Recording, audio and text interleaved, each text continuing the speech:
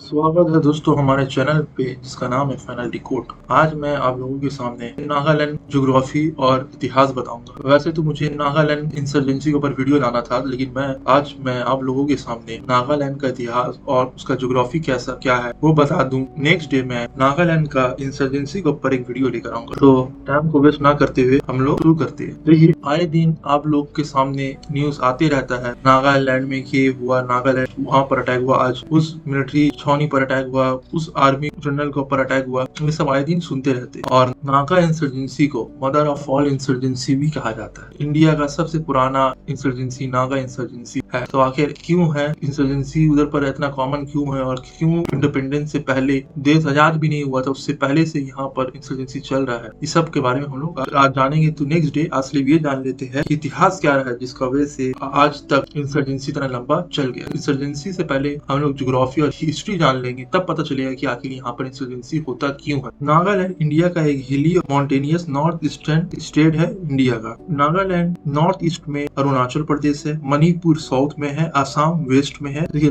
Waste और north west में असम पड़ता है और ईस्ट में बर्मा यानी कि म्यांमार पड़ता है। और नागालैंड का कैपिटल कोहिमा है और एरिया है 16,579 स्क्वायर किलोमीटर यानी कि 16,579 स्क्वायर किलोमीटर का एरिया है। और 2011 के सेंसस के हिसाब से 19,78,502 आबादी है, यानी कि 19,78,502 यहाँ का आबादी है। देखिए, यहाँ का रिलीफ और देख ले, यहाँ का फिजिकल फीचर देखे तो नागालैंड चारों तरफ से माउंटेन से घिरा हुआ है। नॉर्थ में नागा हिल है, यहाँ पर ब्रह्मपुत्र भी बहता है, 2000 फीट यानी कि 610 मीटर लंबा ब्रह्मपुत्र रिवर भी बहता है। असल ब्रह्मपुत्र रिवर तो असम से होते हुए नागालैंड होते हुए बांग्लादेश जाता है। यहाँ पर कौन कौन सा माउंटेन रेंज पड़ता है? पटकाई रेंज, जो अराकन ह्यूमा रेंज का ही पार्ट है, जो नागालैंड से होते हुए बर्मा तक चले जाता है। फिर यहाँ का climate monsoon type of climate, monsoonal climate है। यहाँ पर annual rainfall on an average 70 से लेके 100 इंचेस तक होता है। और यहाँ पर मई से लेके सितंबर तक साउथ वेस्ट मानसून का प्रभाव पड़ता है, इसी टाइम में यहाँ पर बारिश होता है। यहाँ पर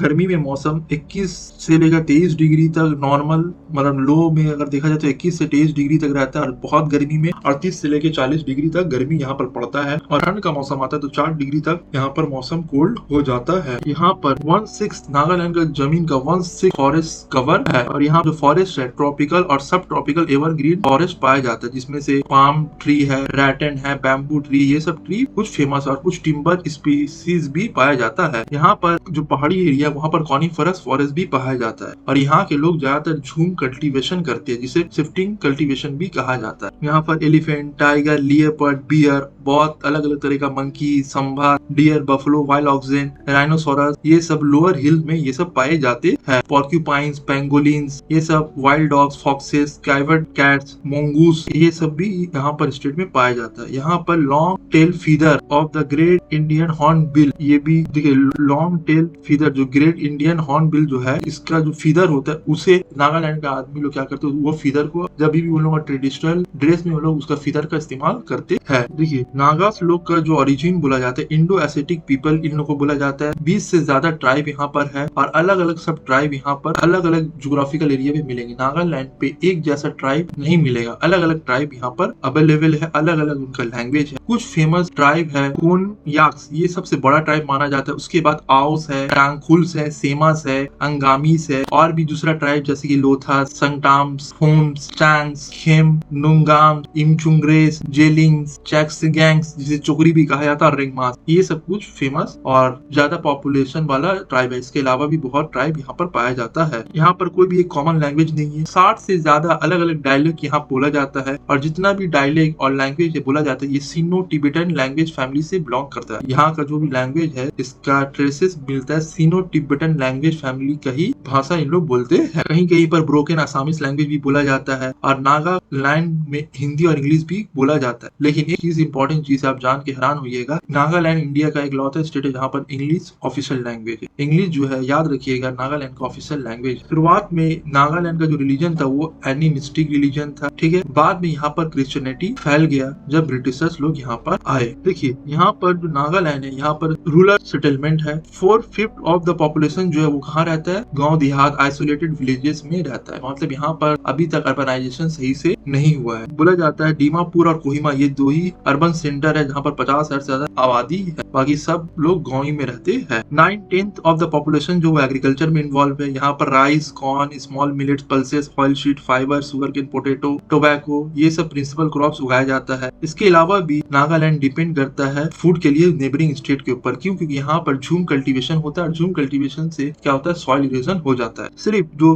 अंगामीज और शाके सैंग जो ट्राइब है, यही लोग जो सदर्न कोहिमा में रहते हैं, यही लोग टेरेस फार्मिंग और इरिगेशन टेक्निक को इस्तेमाल करते हैं। बाकी ज्यादातर जो नागालैंड का आबादी है, ट्राइब है, वो लोग क्या इस्तेमाल करता है, शिफ्टिंग कल्टीवेशन करता है, जिससे क्या होता है इन लोग का अनाज तो उगाते हैं लेकिन इन लोग का फुलफिलमेंट नहीं होता है। और फॉरेस्ट से इन लोग का primary source of income employment के लिए, एम्प्लॉयमेंट इन लोग का मेन सोर्स ऑफ इनकम क्या है, फॉरेस्ट। वहां से जो भी प्रोडक्ट मिलता है वही इन लोग का मेन सोर्स ऑफ इनकम है। क्रोमियम, निकेल, कोबाल्ट, आयरन और लाइमस्टोन ये सब नागालैंड में पाया जाता है। और लो ग्रेड का कोल भी पाया जाता है। बोर होल्स जो वेस्टर्न डिस्ट्रिक्ट का उखा नागालैंड का एक डिस्ट्रिक्ट है, वहां पर बोला जाता है तेल भी है जो डीकू वैल्यू में है, असम का पास ऑयल रिजर्व है, लेकिन उसमें भी खोजने में टाइम है। पावर जनरेशन मेनली डिपेंड है डीजल प्लांट्स के ऊपर। हाइड्रो इलेक्ट्रिक प्लांट भी यहाँ पर डेवलप आस्ते आस्ते हो रहा है। More than half of the Nagaland, आधा से ज्यादा नागालैंड का जो पावर है वो उन लोग डिपेंड है असम स्टेट के भरोसे। मतलब असम स्टेट से इन लोग को पावर मिलता है। अगर असम स्टेट पावर कट कर दे तो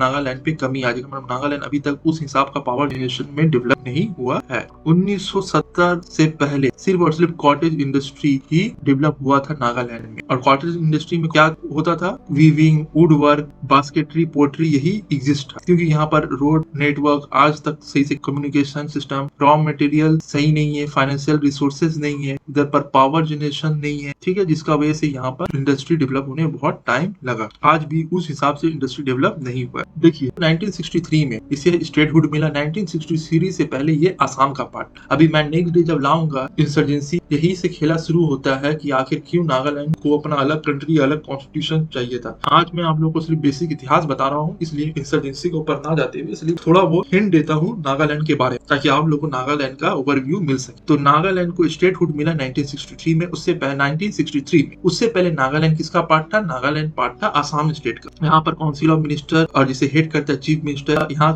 लेजिस्लेटिव असेंबली है। और यहाँ पर कितना एमएलए है? 60 एमएलए यहाँ से चुना जाता है। विधानसभा में कितना एमएलए है? 60 मेंबर का लेजिस्लेटिव असेंबली है। और कॉन्स्टिट्यूशनल हेड गवर्नर होता है। और 7 डिस्ट्रिक्ट में नागालैंड को बांट दिया गया। कुछ कुछ जगह में नागालैंड को ऑटोनॉमी दिया हुआ, यानी कि नागालैंड को आर्टिकल 371A के तहत नागालैंड को बहुत सारा एडवांटेज है, बहुत सारा देश का कानून नागालैंड पे लागू नहीं होता। क्यों नहीं होता है ये सब के बारे में हम लोग नेक्स्ट डे पढ़ेंगे, इंसर्जेंसी का कारण पढ़ेंगे। आज सिर्फ इतना बता दूं, 5th शेड्यूल में बहुत सारा 5th और 6th शेड्यूल कॉन्स्टिट्यूशन का जो पार्ट है, जहाँ पर ट्राइबल एरिया के बारे में डिस्क्राइब किया गया कि ट्राइबल एरिया में कौन सा कानून लागू होगा, नहीं लागू होगा, वो सब डील यही सब एरिया से डील करता है। तो नागालैंड भी वही ट्राइबल एरिया में आता है जहाँ पर बहुत सारा इंडिया का कानून लागू नहीं होता है। फिर भी नागालैंड आज भी समझ लीजिए कि अपना अलग कॉन्स्टिट्यूशन, अलग देश का मांग करे, लेकिन अभी बहुत भी जो मांग में अपना अलग झंडा का मांग करे, लेकिन अभी इस डिमांड पे बहुत कमी आया। बहुत हार्ड लाइनर जो है उन लोग अब सॉफ्ट लाइनर बन गए, लेकिन कुछ कुछ हार्ड लाइनर आज भी है जो मानते हैं कि उन लोग अपना कंट्री चाहिए। देखिए नागालैंड का कोई भी अर्ली रिटन हिस्ट्री हमें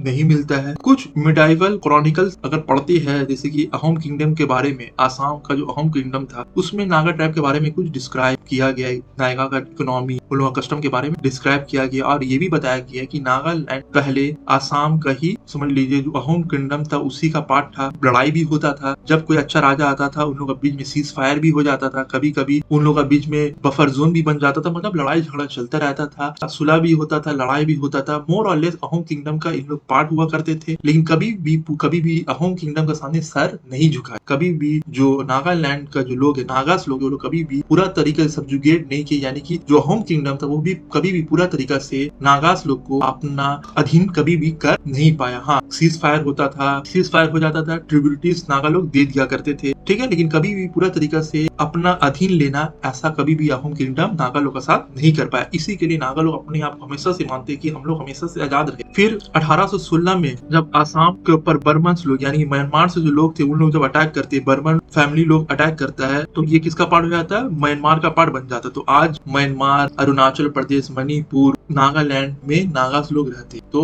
ग्रेटर नागालैंड क्या है, इसके ऊपर भी बात मैं करूंगा। तो नागालैंड ऐसा नहीं कि आज को जो नागालैंड है वही है। नागास लोग म्यांमार में भी है, नागालैंड में भी है, असम में भी है, मणिपुर में भी है, अरुणाचल प्रदेश में भी पाया जाते हैं। तो 1919 तक इन लोग किसके अंदर चले गए? बर्मा फैमिली का रूल के अंदर चले गए, लेकिन फिर भी उन लोग पूरा तरीके से सब्जुगेट नहीं किए, लड़ाई चलता रहता था। फिर 1826 में असम को कौन टेक ओवर करते हैं? ब्रिटिशर्स लोग। अब जो असम ब्रिटिशर्स लोग का अंदर चले जाता है, क्योंकि आपको पता ही है बर्मा से जंग हुआ था, म्यांमार से म्यांमार को पहले बर्मा बुलाया जाता है, बर्मा से जंग होता है ब्रिटिशर्स लोग का और बर्मा ब्रिटिशर्स लोग से हट जाता है और ट्रीटी ऑफ यंदाबू साइन होता है। तो ब्रिटिशर्स लोग को जो म्यांमार का जो बर्मा का जो यानी कि जो शासक होता है वो क्या करता है? ट्रीटी ऑफ यंदाबू के तहत असम को किसका हैंड ओवर कर देता है? आपका जाकर ब्रिटिशर्स लोग का हैंड ओवर कर देता है। तो अब असम किसका अंडर में आ गया? ब्रिटिशर्स लोग का अंडर में आ गया। आहिस्ता आहिस्ता कर 1892 में ब्रिटिशर्स लोग ने नागा टेरिटरी को ज्यादा ऑक्युपाई करने की कोशिश की, लेकिन एक ऑटोनॉमी इन लोग हमेशा से देकर रखे। बस ये 1892 के बाद से यहाँ पर मिशनरीज लोग बहुत आना जाना शुरू कर देते हैं। देखिए, जब ब्रिटिशर्स लोग 1826 में कैप्चर किए, 1832 में सबसे पहले ब्रिटिशर्स लोग का नागा हिल पर अटैक करना शुरू किए। कैप्टन जेनकिंग और पेम्बरटॉन इन लोग एक एक्सपेडिशन लॉन्च किए। 700 मणिपुरी ट्रूप्स था,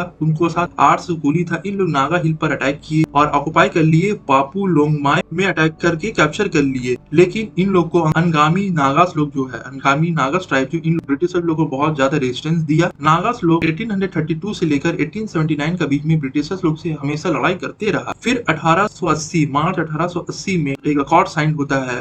जंग के बाद बैटल ऑफ खुनुगा बाद एक अकॉर्ड साइन होता है। देखिए, इस अकॉर्ड में क्या बोला जाता है? इस अकॉर्ड में बोला ये जाता है कि कुछ लिमिटेड एरिया में, कुछ नागालैंड का कुछ लिमिटेड एरिया में, अभी तक नागालैंड किसका पार्ट है? असम का पार्ट, ठीक है। नागालैंड जो भी असम का कुछ जो हिली रीजन है, वहाँ पर ब्रिटिशर्स लोग का क्या होगा? मिलिट्री कैंप रहेगा, ठीक है, मिलिट्री बेस रहेगा, लेकिन हर जगह नहीं, कुछ लिमिटेड जगह पे। और उस जगह को बोला गया नागा हिल्स। यहीं से नागा हिल्स नाम पड़ा और ब्रिटिश नागा हिल जो है ब्रिटिशर्स का पार्ट बन गया, ठीक है। फिर असल तो बदलाव और चेंजेस नागा लोग के अंदर तब आता है जब नागास लोग वर्ल्ड वार में पार्टिसिपेट करते हैं। देखिए, होता क्या है, वर्ल्ड वार 1 में जब उन लोग बाहर जाते हैं, बाहर का दुनिया देखते हैं, ब्रिटिशर्स लोग इन लोग का बहुत तारीफ करते हैं कि इन लोग बहुत बहादुर लड़ाकू है, ठीक है। तो 1918 में जब वर्ल्ड वार 1 खत्म हो जाता है, जब इन लोग वापस इंडिया आते हैं, तो इन लोग को भी पता लग जाता है कि हम लोग तो अंधेरा में दुनिया जी रहे थे, हम लोग तो कुआं का मेंढक बने हुए थे, दुनिया बहुत बड़ा है और हम लोग को भी अपना कोई ऑर्गेनाइजेशन बनाना चाहिए, नहीं तो हम लोग हमेशा हम लोग को कोई ना कोई दबाने की कोशिश करेगा। तो 1918 में उन लोग एक मेमोरेंडम पारित करते हैं और नागा क्लब की स्थापना कर देते हैं। और यहाँ से सबसे पहला समझ में आता है कि नागा लोग का रेजिस्टेंस का ऑफिशियल डॉक्यूमेंट्स, अब नागा लोग बोल रहे हैं कि अब हम लोग ऑफिशियल रेजिस्टेंस देंगे, जो भी हम लोग को अपना सब्जुगेट करने की कोशिश करे, उसी के तहत ये क्लब बनाया गया। और समझ लीजिए, ये नागा क्लब था, इसमें एक पॉलिटिकल रिप्रेजेंटेटिव्स था, किसका? नागा लोगों का। जिस तरीके से इंडियन नेशनल कांग्रेस किसका रिप्रेजेंटेटिव था? कुछ हद तक इंडियन लोग का,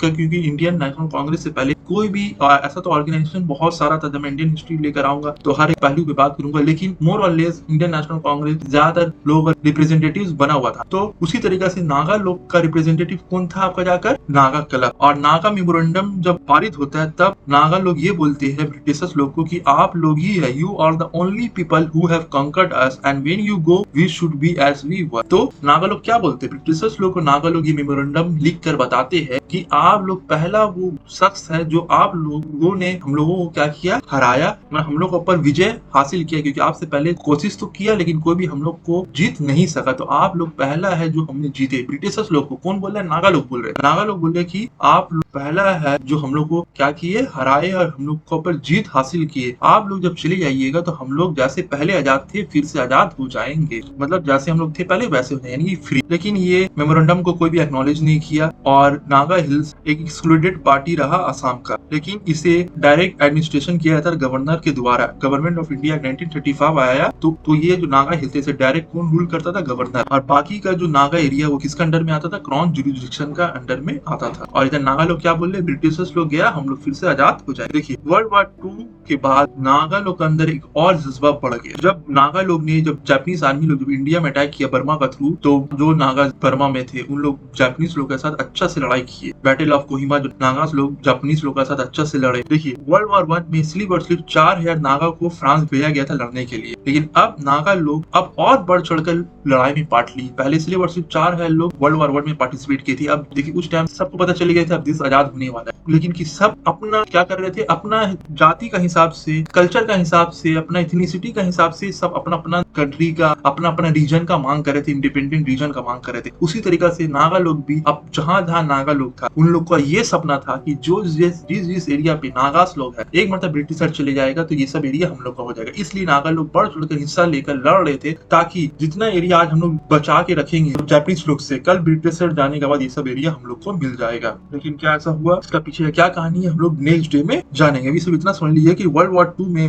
नागास लोग ज्यादा बढ़ चढ़कर हिस्सा लिया और लड़ाई करने लगे। उन लोग गाइड का तरह भी काम किए, पॉटर का तरह भी काम किए, जासूसी भी किए, गड्ढा भी खोदे ब्रिटिशर्स लोग के लिए, क्योंकि इस उम्मीद पे कि जितना एरिया हम लोग बचा के रखेंगे और जहां जहां नागास लोग हैं ब्रिटिशर्स के जाने के बाद सब हमारा होगा, ग्रेटर नागालैंड बनेगा। और आर्थर स्विंसन जो एक ब्रिटिश आर्मी ऑफिसर था, वो जब आसाम में पोस्टिंग थी इसी वर्ल्ड वॉर 2 के दौरान, तो वो बहुत एक अच्छा तारीफ करता है किसके बारे, नागास के बारे। आप कोटेशन देख ही सकते हैं जिसमें वो बोल रहा है, how many lives were put to the courage and skill of this remarkable hill man will never be known but the figure must certainly run in 2000। मतलब बोले कि इन लोग जो हमारे लिए इतना जान दिए इसको हम लोग गिन नहीं सकते कितना हमारे लिए जान, लेकिन हजारों में तो ये जान होगा। तो ये मतलब तारीफ कर रहा है कि नागास लोग के बारे में। और वर्ल्ड वॉर 1 में तो उन लोग को थोड़ा दुनिया के बारे में पता चला था, लेकिन बहुत कम लोग, सिर्फ 4000 लोग गए थे उसमें से बहुत कोई मारे भी गए, कुछ लोग आए तो उन लोग आगे बताया कि दुनिया में क्या चला। लेकिन वर्ल्ड वॉर 2 के बाद से नागा लोग को पता चल गया कि बाहरी दुनिया भी कुछ दुनिया है, तो अब उन लोग इंटरैक्ट हो गए आउटसाइड वर्ल्ड से। अब नागा जो ट्राइब था जो बहुत सालों से आइसोलेटेड था, अब उन लोग कनेक्ट होना शुरू हो गए। अब उन लोग को एजुकेशन का इंपॉर्टेंस पता चल गया। अब उन लोग भी अपना सेल्फ डिटर्मिनेशन, सेल्फ रिस्पेक्ट के लिए, पढ़ाई के लिए, अपना हेल्थ केयर के लिए लड़ना शुरू कर दिया। अब उन लोग को भी पता चलेगा कि नागा आइडेंटिटी भी कुछ आइडेंटिटी है। ये तो समझ लिए बेसिक हिस्ट्री था जो मैंने बता दिया,